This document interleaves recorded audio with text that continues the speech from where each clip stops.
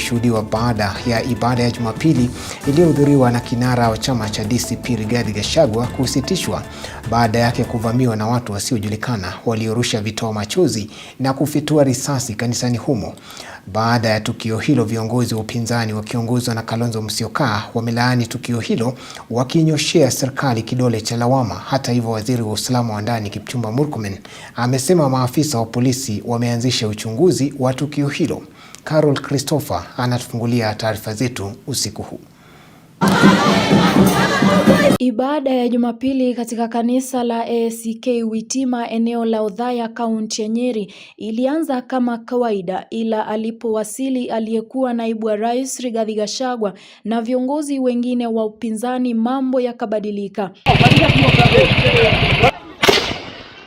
Watu wanaodhaniwa kuwa maafisa wa polisi wanadaiwa kuvamia kanisa hilo na kurusha vitoa machozi huku wakifyatua risasi angani katika tukio lililodumu kwa takriban dakika 15.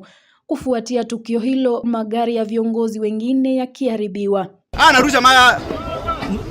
Anarusha maya tukienda, polisi wanawaita. Na mambo yalipoonekana kuwa mabaya zaidi, Gachagua pamoja na viongozi wa kanisa hilo walilazimika kuondolewa kupitia upande wa pili, huku waumini wakitorokea usalama wao. Viongozi wa DCP hata hivyo wanadai Gachagua ametekwa nyara na watu wasiojulikana. Rigathi Gachagua ameshachukuliwa, we don't know where he is. Hatujui ako wapi. Our lives are in danger. Sasa tumejaribu kumtafuta kila mahali, hatumuoni. Ile ambayo nimepata saa hii nikiwa pale ni kwamba ametekwa nyara yeye mwenyewe na watu ambao wamejifunika macho, barakoa. Kwa hivyo naomba tafadhali, hata kabla sijaendelea, Reverend Murudi hapa, muombe kwamba maisha ya Rigiji yahifadhiwe. Baadhi ya viongozi wa upinzani wakiongozwa na kinara wa Wiper Stephen Kalonzo Musyoka wamelaani shambulizi hilo, wakitahadharisha maafisa wakuu serikalini kuwa watalaumiwa endapo Gachagua atatokewa na lolote. Kwa hivyo tunakemea kwa nguvu zote tukio hilo na kuweka mbele yake Mheshimiwa Rais William Ruto. Ni lazima yeye mwenyewe ndiye ameidhinisha tukio kama hilo.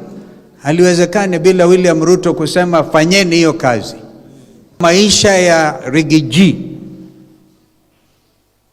yakiadhirika, akiumizwa, even mental torture itself, we place it squarely before Inspector General Kanja and President William Ruto.